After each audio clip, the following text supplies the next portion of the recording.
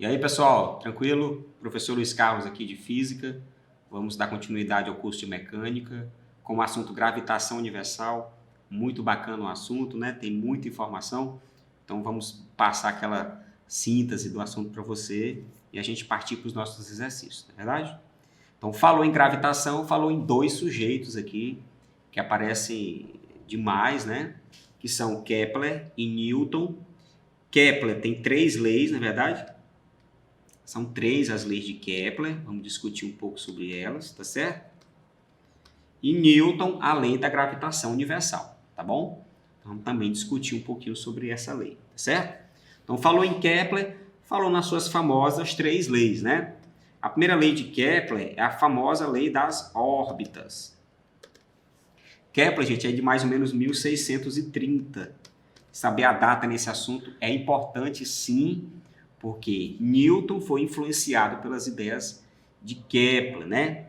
E Kepler teve outros antes dele que o influenciaram, como Galileu, tá certo? Antes de Galileu teve Copérnico.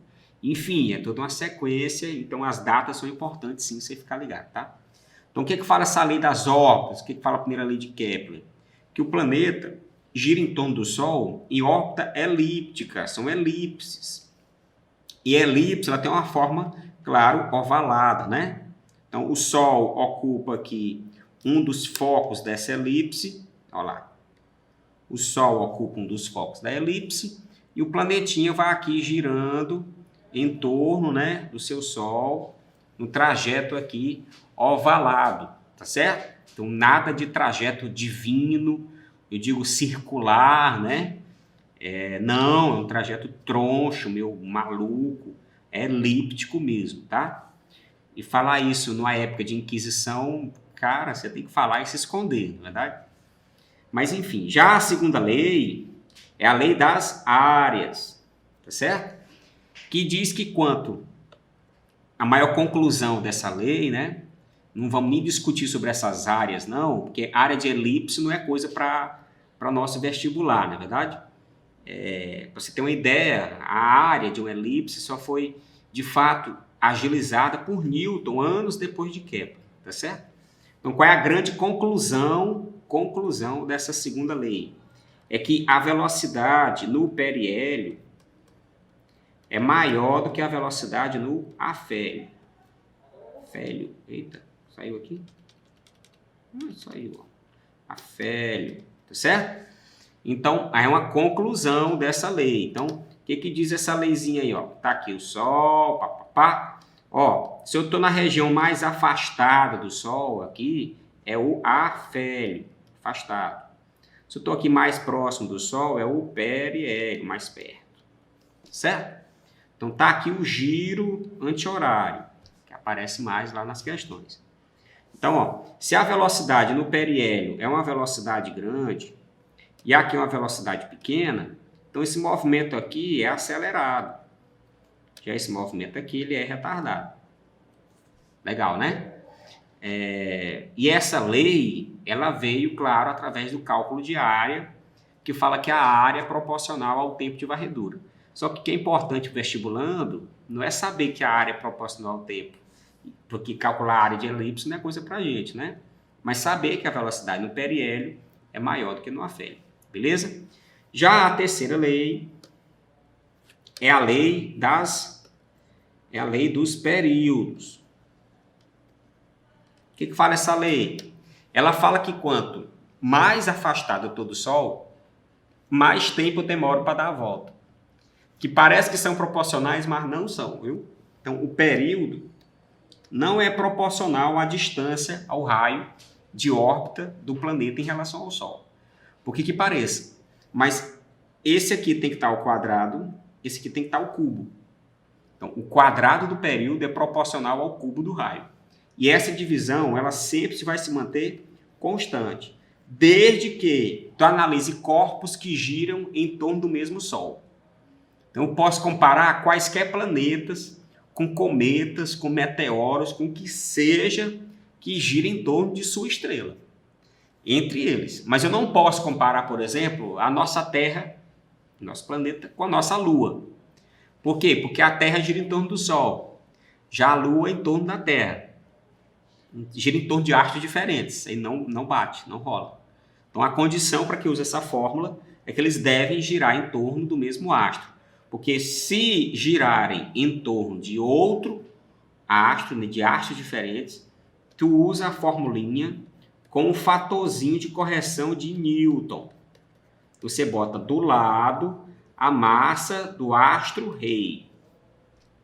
Então, por exemplo, se eu estiver analisando Terra, que é o tempo para dar a volta da Terra, e aqui a Lua, você tem que botar a massa, não dele, gente, mas sim a massa do astro do qual eles orbitam. A Lua gira em torno da Terra e a Terra gira em torno do Sol. Mas se eles girarem em torno do mesmo astro, aí essa quantidade aqui vai cancelar com essa daqui e eu volto à lei de Kepler tradicional, beleza?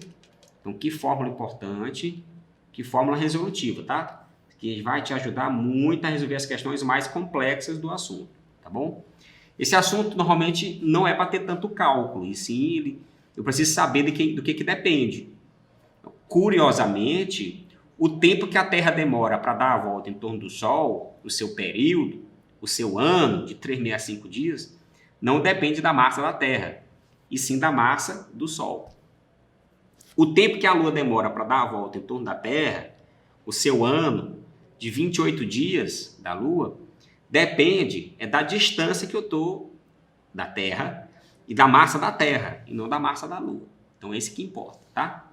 Beleza? E a lei da gravitação universal de Newton, datada de 1687, na verdade, né? Em meados de 1700, é que fala que dois astros se atraem com uma força que depende da massa de ambos os astros e do inverso do quadrado da distância.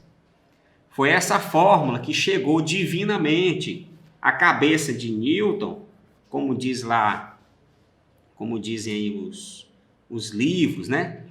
Quando uma maçã caiu na cabeça dele.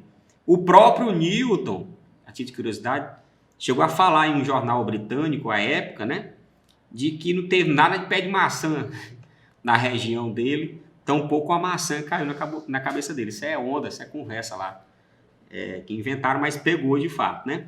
Então, como é que eu faço para encontrar a força com que a Terra atrai a Lua?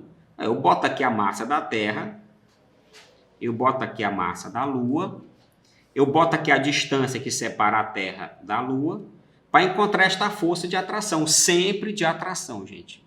Massa não vai repelir massa, né? Como carga, né? Esse Gzinho aqui é uma constante. Como o nome sugere, é um valor fixo que ele vai ter que dar no exercício. Vale em torno de 6,7 vezes 10 a menos 11.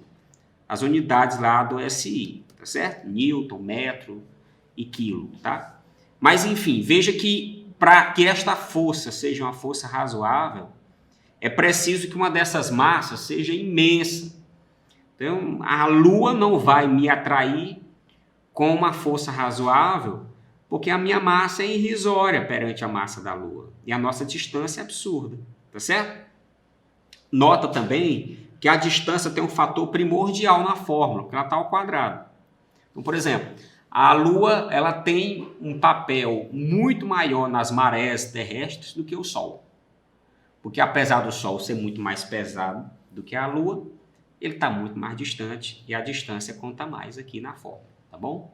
Então, mas é isso, a partir dessas fórmulas a gente chega em todas as outras, de uma hora ou outra, tá? Gravitação é um assunto muito bacana que merece toda a sua atenção, tá bom? Até a próxima, valeu!